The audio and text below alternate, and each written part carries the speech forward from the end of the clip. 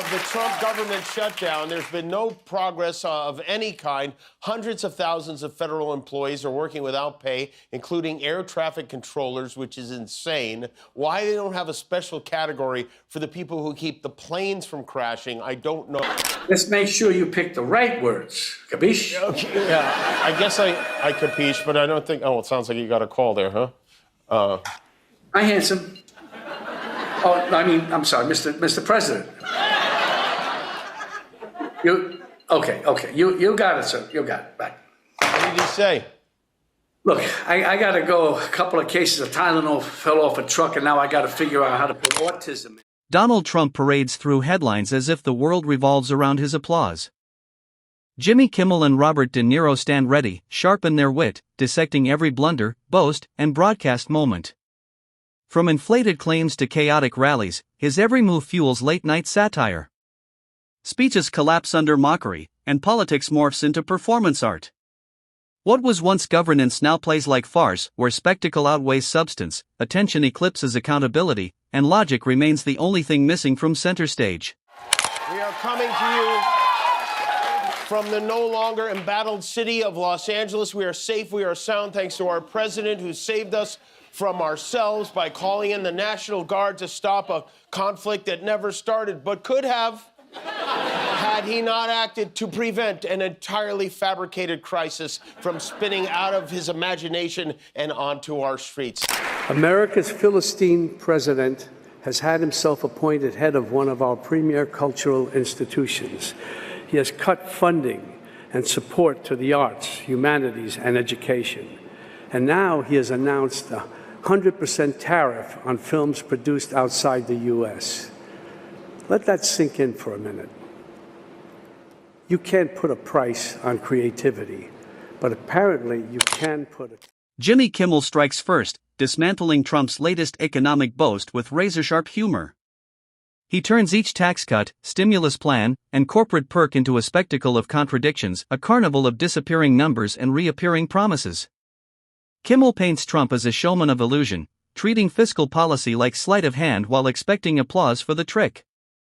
Every claim of prosperity becomes a setup for satire, exposing a presidency driven more by performance and perception than by measurable results or genuine progress.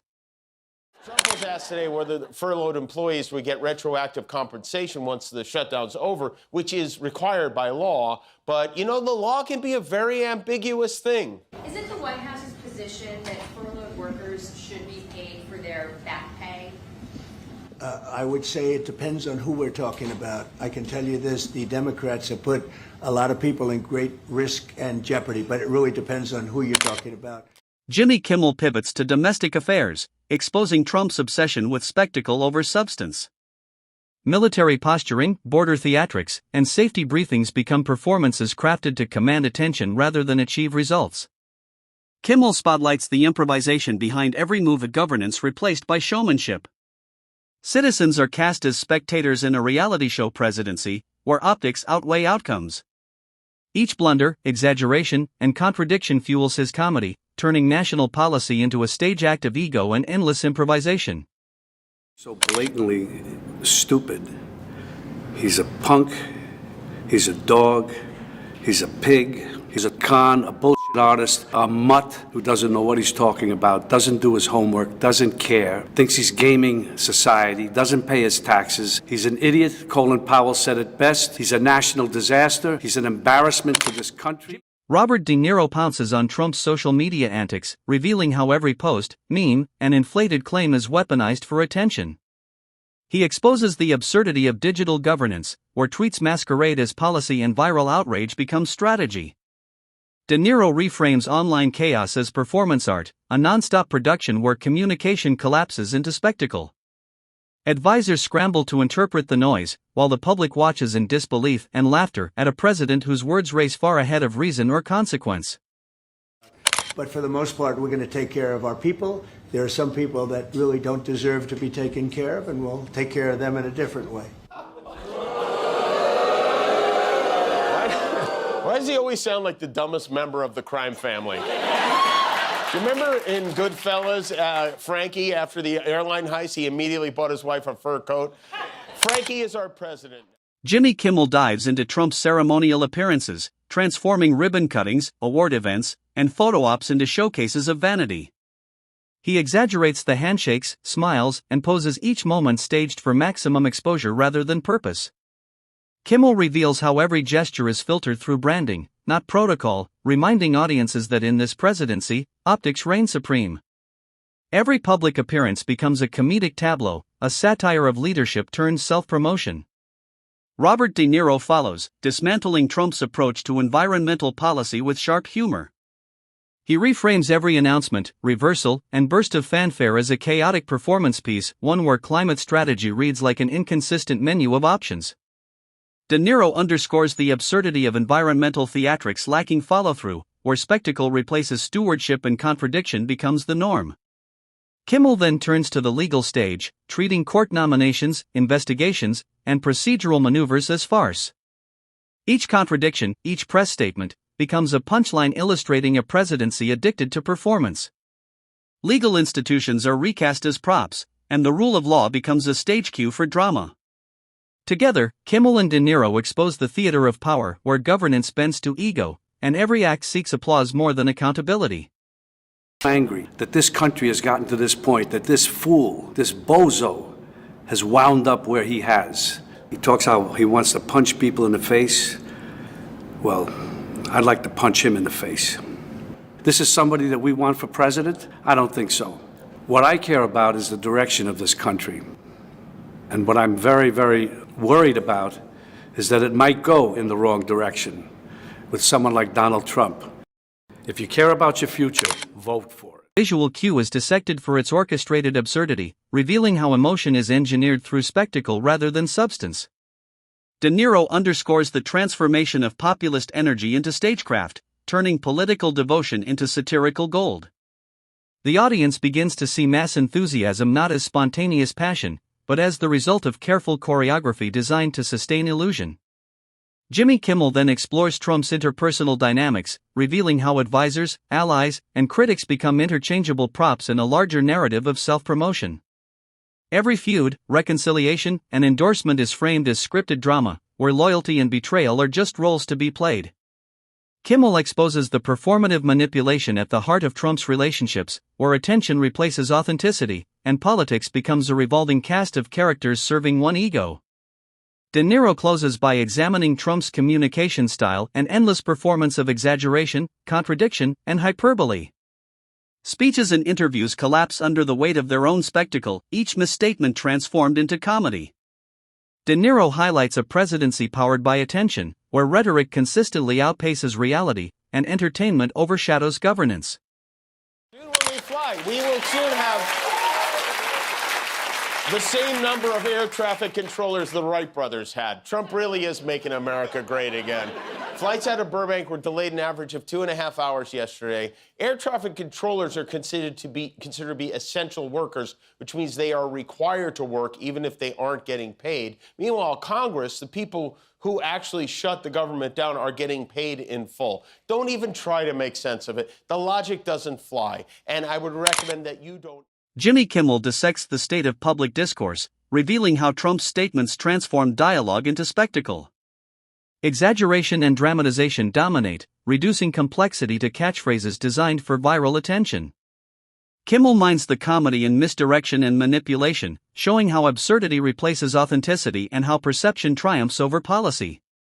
Each rhetorical flourish becomes a punchline, reinforcing the idea that the performance itself, not its content, defines the debate.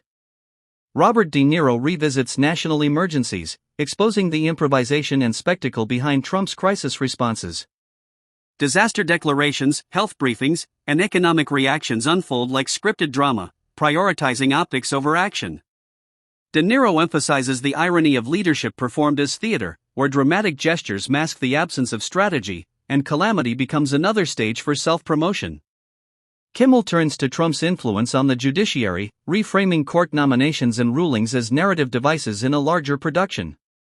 He highlights the clash between institutional gravity and performative leadership, where solemnity collides with showmanship. De Niro concludes by examining domestic alliances, spotlighting the theatrics of loyalty and betrayal. Political relationships are recast as scenes of calculated visibility, turning governance into comedy and revealing a system where performance consistently eclipses purpose. Do you think our democracy is at risk in this election?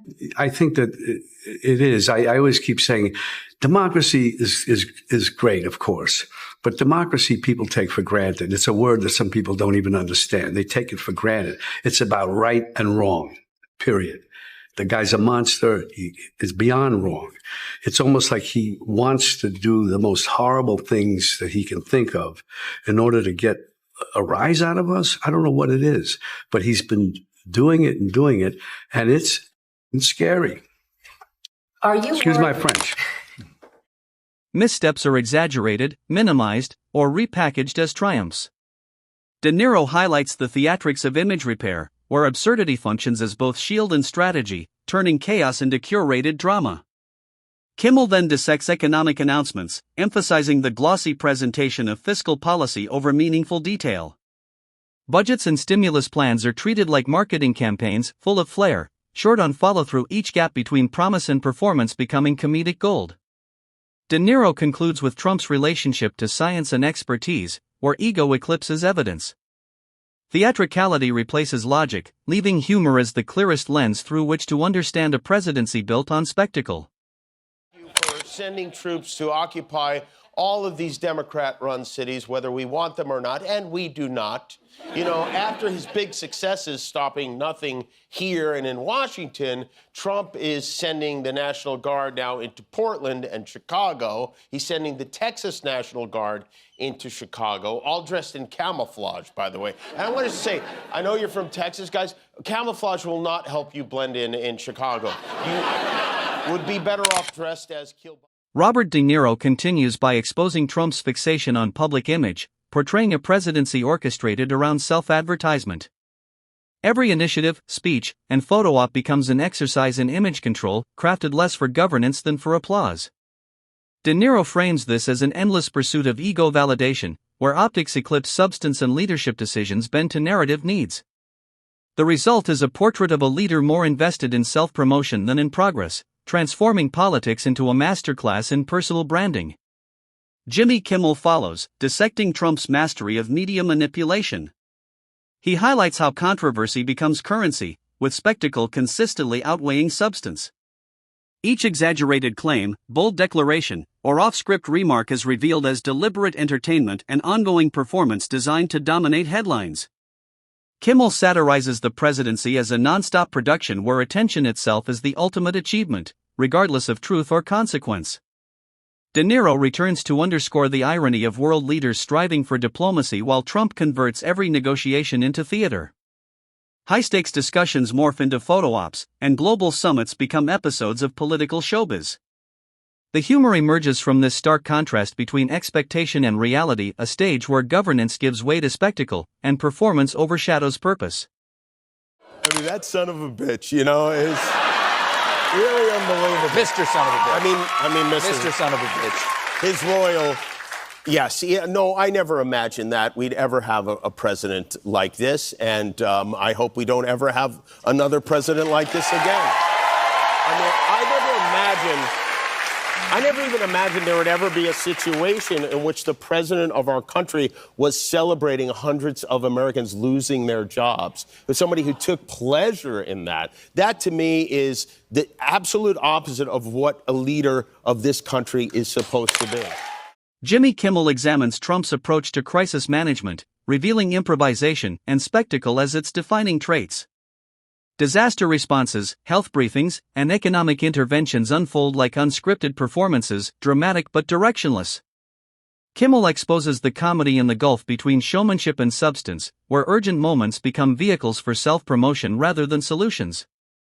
Each press conference feels like a production, designed to capture attention instead of restore order, turning national emergencies into episodes of political theater. Robert De Niro then shifts focus to Trump's legal entanglements, framing lawsuits, nominations, and investigations as serialized drama.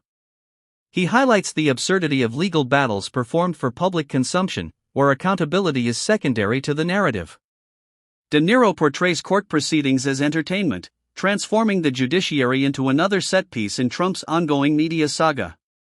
Kimmel returns to domestic politics, exposing how endorsements, rivalries, and internal party disputes are engineered for attention. He underscores the presidency's obsession with optics, turning governance into content creation. De Niro concludes by dissecting Trump's management of public opinion, revealing how every statement, tweet, and announcement is crafted for spectacle. In his portrayal, civic engagement dissolves into performance, where persuasion is replaced by showmanship and leadership by illusion. Compared the Trump family to a gangster family, which is something coming from you. What do you mean? They are. Well, because he thinks he's a gangster. He does everything like a gangster. I don't think that gangsters in that world would think much of him, because absurdity of turning governance into show business, complete with exaggerated flair, self-reference, and theatrical bravado. Audiences laugh, yet beneath the humor lies the unmistakable chaos of leadership as performance art. Robert De Niro frames these inconsistencies as deliberate spectacle, suggesting that absurdity itself has become a governing method. Contradictions are not accidents but tools, each one reinforcing a performative hierarchy that prizes visibility over clarity. De Niro shows how every dramatic pivot, walkback, or contradiction feeds the narrative machinery that keeps attention fixed, regardless of consequence.